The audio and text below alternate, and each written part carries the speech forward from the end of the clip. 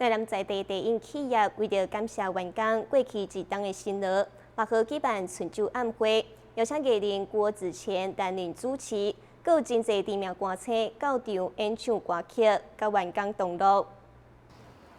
伫咱台湾知名的茶饮连锁店茶之魔手，为了感谢员工努力工作，董事长王显明6号暗时设开105桌来宴请南台湾加盟店做伙食春酒，也互董娘甲员工组队用歌舞表演慰劳员工。同时，佮邀请艺人郭子乾、歌手杜华美、严爵、叮当等知名歌手来演唱，场面非常轰动。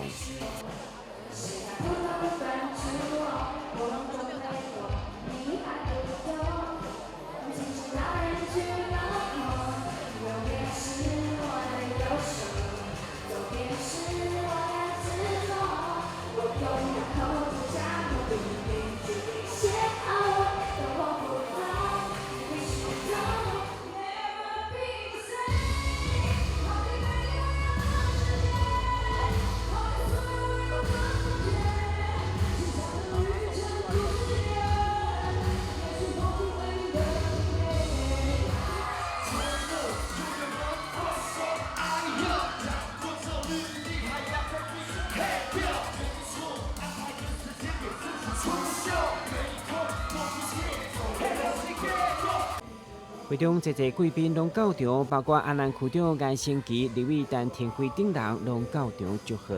我每天都要喝一杯茶之魔手，真的，我不骗大家。我现在车上还有哈，这就是每天必喝的饮料哈。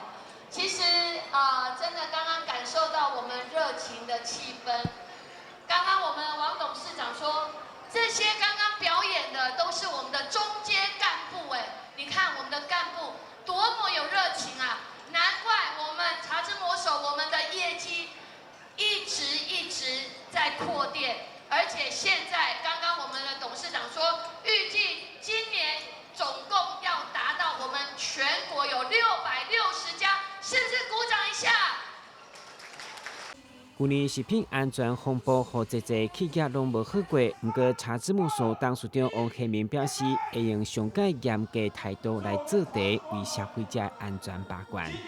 希望摆脱今年的低迷，然后我们现在的食安规定也越来越严谨，所以我们业者说也应该会越来越严谨。所以我们这个行业应该以后就可以摆脱这些食安的风暴。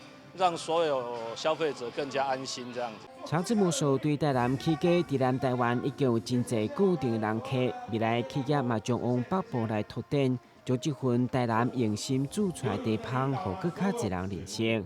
台南新闻张伟忠采访报道。